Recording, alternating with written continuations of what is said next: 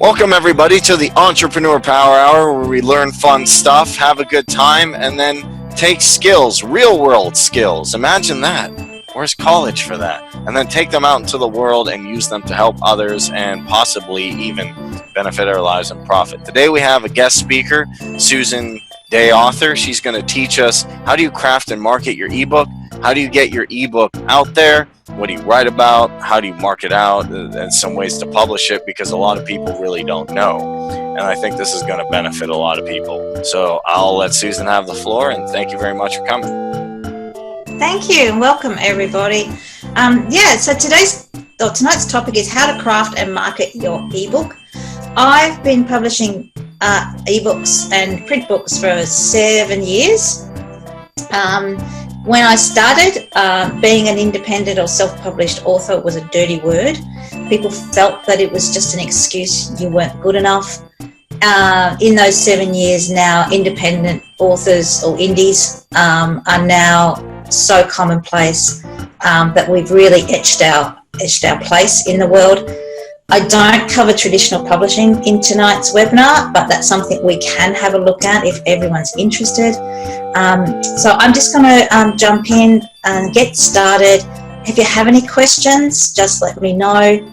What we're going to look at tonight is how to find the right topic, how to find the right market, common issues when writing, and using a publishing platform that works for you. Now, down the bottom of the screen, you can see this is the cover of my first non-fiction book. I've written 15 fiction books, and I mainly write for children. And my main theme is about dogs, because I'm an ex-dog trainer, and they say write what you know. So I did. But we might have time to go into that a bit later. But what I wanted to focus on is I'm just at the end of writing this non-fiction book, which is called The Top 10 Things Happy Grandparents Never Regret Doing. And I want to talk to you about all sorts of aspects. And it was a complete change for me to go from fiction to non-fiction. So, finding the right topic. Now, you may be really passionate about a subject, and that's maybe what you want to write about. I think that's going to be one of the key focuses, because if you're not passionate about it, you're not going to get through a book. I think if you seriously want to write a book which proves that you're an expert at your topic, at your thing that you're passionate about, you've got to look between 30 to 50,000 words. That's a lot of words. If you're writing a how-to book, you can certainly cut those words down. There is a big debate on at the moment about what is the word count for a good ebook. It's really up to you. If you're going to give something away, you might be looking to 2,000 to 3,500, 4,000 words or less. But if you really want to have a product or something that you can use to build your brand and set yourself up as a top influencer, then you need to look at the 30,000 and above. So my book at the moment is sitting on 46,000 words. Just about off it like that. So write about what you're passionate about. And for this, I think the answer is probably yes, because if you're interested in it, there's bound to be other people as well. I would suggest you go onto Amazon and do a little bit of research and find out how many other books have been written on the topic. Having said that, I wouldn't worry too much if you come across, page after page after page of similar topics, because everyone has their own unique spin on something. Now, I wanted to write about grandparenting. I became a grandparent at 47 years of age, and apart from being quite young, there goes the cat, there were many aspects that I've sort of felt and dealt with, and I needed to explore. And so as a children's author, also my main focus is helping grandparents connect with their children using books. and developing a love of reading.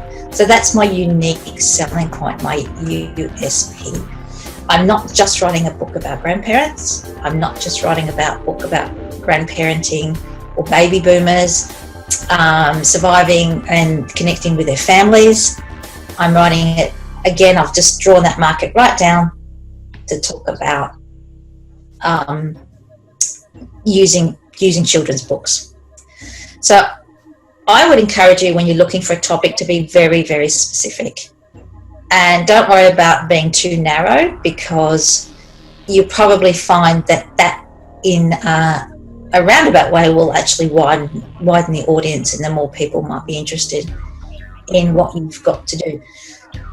So if we take my topic on my book, I find that children's authors are, of course, really interested in helping me promote this book, because it's in their vested interest that grandparents buy books and share books with their grandchildren.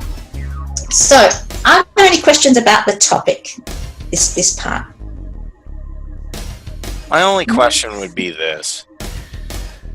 Is it, I say write about what you're passionate about. However, are there certain topics that might do a little bit better on Amazon? I'm not saying don't do that, but I'm just curious. Yeah, no, probably the best-selling books used to be, one of the best-selling books is always how to make money on eBay, how to make money on Amazon, how to make more money.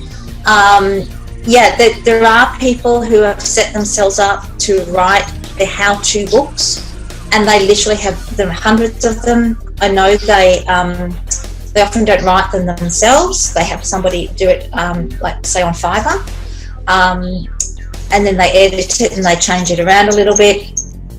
That's fine. It just depends. Finding your topic is about finding about why you're really there and what's motivating you. I use this non-fiction book that I'm writing up for grandparents. I'm using that as a product which I will probably give most of them away and get my name out there. So I have a different motivation to that than I have for my fiction books. That makes sense. Yeah. That makes perfect sense, yeah, because I just want to see if you're writing different varieties of books. Because one book I wrote, and it was just a quick book, was The Psychology of Getting Fit, because I had personal trainers, I had people tell me, here's what you eat and here's what you don't. It's really not super, super hard. You want to eat like healthy stuff, not high calorie stuff. And obviously you want to work in a workout that makes sense. But getting to do it was hard. I'm like, I'm tired. I don't want to go to the gym. I don't want to follow the workout. I want to eat pizza. And then eventually I wrote a book to help myself get over that. And that's perfect, isn't it? The book was, you think this book's going to be for me, maybe not, but it'll serve other people as well.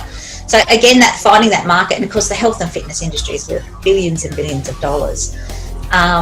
The problem with going for a really popular topic is that everyone's doing it. There are so many romance books written. Getting found can be quite difficult. For example, but again, try to think of that unique selling point. And for you, Karim, it might be, how do entrepreneurs keep fit? How do 20-year-old, 30-year-old entrepreneurs keep fit? How can you make that balance between exercise and diet and working long hours? So that, again, trying to really focus down, and don't be afraid to talk to a specific market. And that's, I hope is our next slide. Yeah. Thank goodness. Imagine that. He planned it out. I know. So finding your right market, speak directly to the people who are interested in what you're interested in. So, and they will share your book with their followers, and they will want to buy your book, and then they want to shout out how great your book is. So when you're looking at writing a book, the other thing I thought about with the topic, is you may actually have a series of blog posts that would make a great starter for an ebook. So don't think you have to come up with anything new. Go back and look and see what's in your files, review what you've already written, and see if you can pull something out there and tweak it So it's quite unique and quite special.